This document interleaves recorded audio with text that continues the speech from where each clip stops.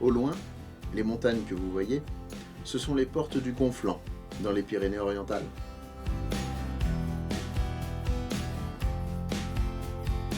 Et juste avant, vous avez Marquichane.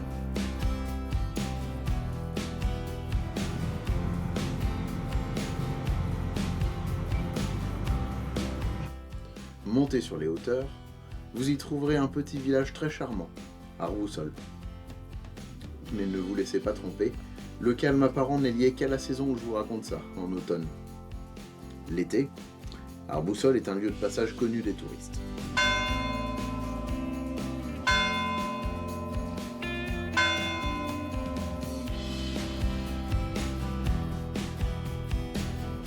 Mis à part ses gîtes, le village est surtout visité pour son hameau où se trouve le prieuré de Marcevol, une escale du chemin de Compostelle et un lieu historique remarquable. Mais revenons-en à nos moutons, ou plutôt à nos chèvres. C'est peu avant Arboussol, au lieu dit Campassos, que se trouve la chèvrerie de ma cousine Marjolaine. Attention, elle a quelques chèvres pas comme les autres.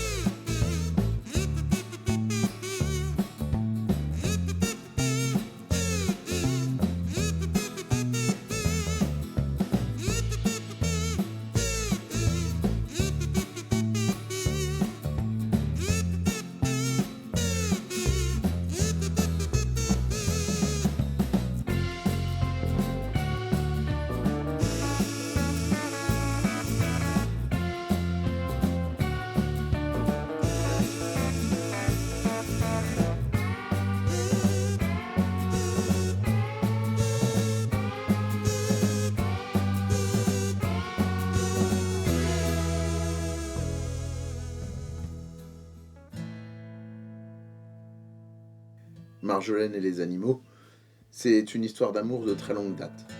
Miloun et Léon, sa jument et son âne, la suivent depuis plus d'une vingtaine d'années. Mais aujourd'hui, je veux surtout vous présenter sa ferme. Je suis installée en élevage de chèvres fromagers sur la commune d'Arboussol, dans les Pyrénées-Orientales, dans le Conflent, exactement, à mi-chemin entre la mer et la montagne. Je me suis installée il y a 15 ans. J'ai fait un bac pro et un BTS agricole. Et l'objectif, c'était de vivre, de tendre vers l'autonomie, de ne pas avoir de patron, de vivre dans la nature avec les animaux. Donc l'exploitation, j'ai un troupeau d'une cinquantaine de chèvres. J'ai commencé avec des alpines et en 2013 j'ai introduit quelques roves et maintenant j'ai un troupeau mixte alpine, rove et croisé. J'ai essayé avec les anglo-nubiennes mais c'était pas très concluant donc je continue pas l'expérience.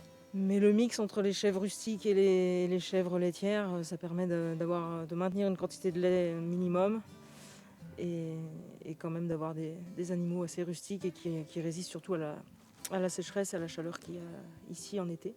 Je fais la traite le matin en général, la fromagerie.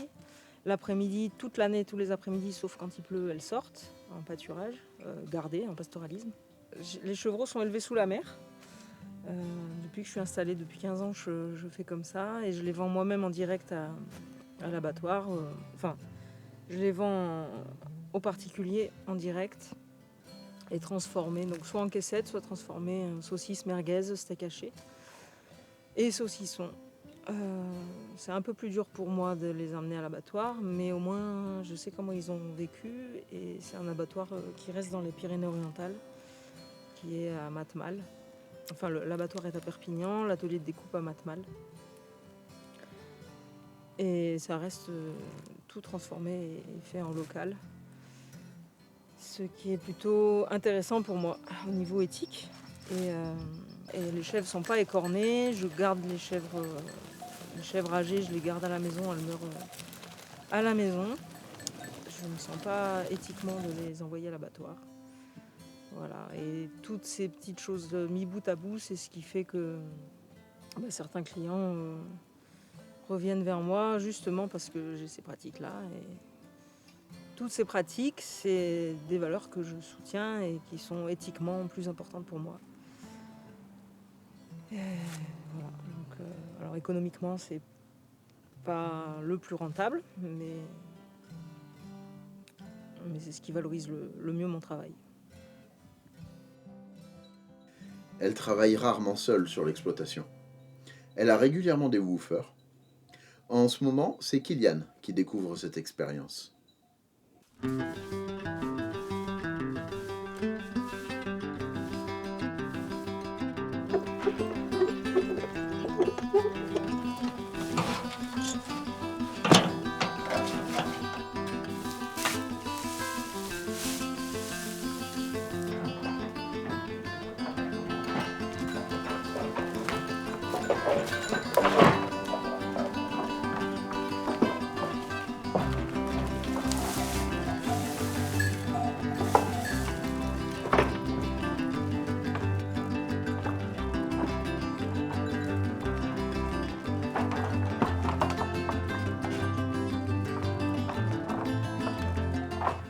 Donc moi je m'appelle Kylian, j'ai 22 ans, ça fait 2 semaines que je suis arrivé ici à la ferme de Margeau.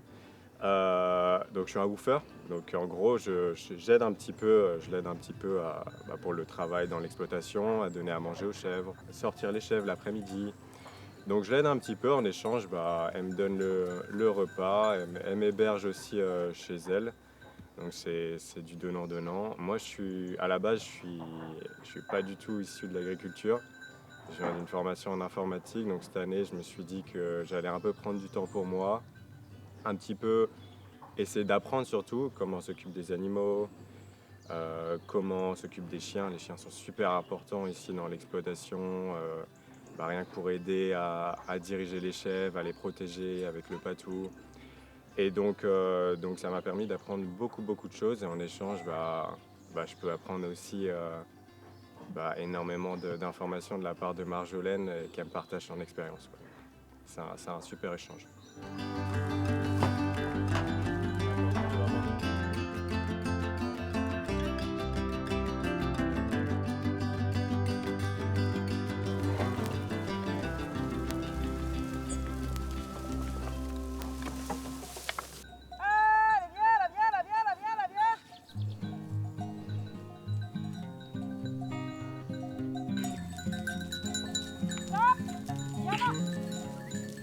La sortie des chèvres est un moment primordial dans la journée du troupeau.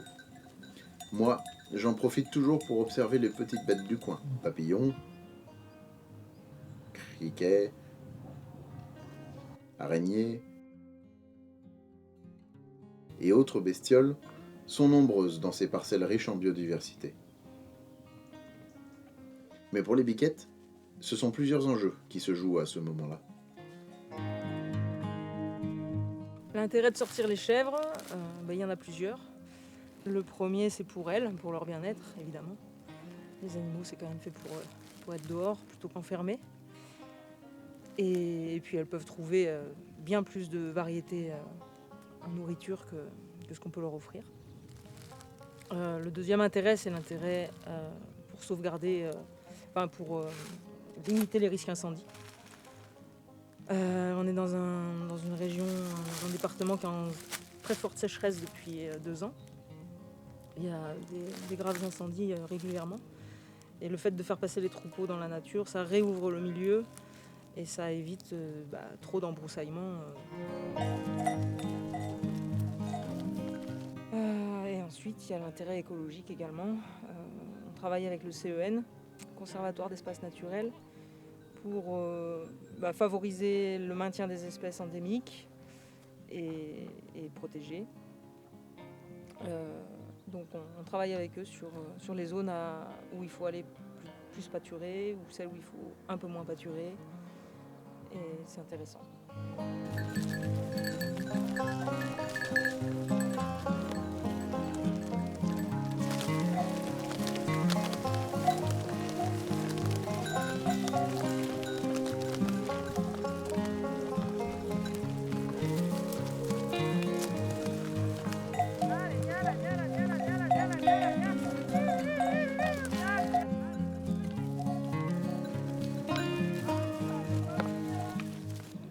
Marjolaine a donc su développer un savoir-faire sans égal. Mais au-delà de ce que je vous raconte, la meilleure façon d'en profiter, c'est de goûter ces fromages. Frais, secs, râpés aux herbes ou aux épices, vous trouverez forcément votre bonheur. Et la preuve, ces fromages ont plusieurs fois été récompensés.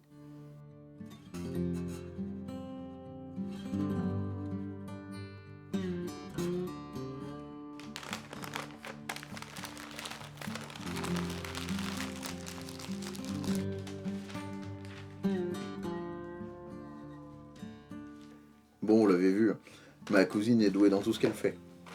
Elle a aussi une association, la Belle Terre.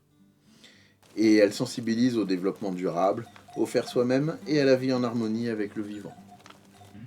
Mais ça, c'est une toute autre histoire.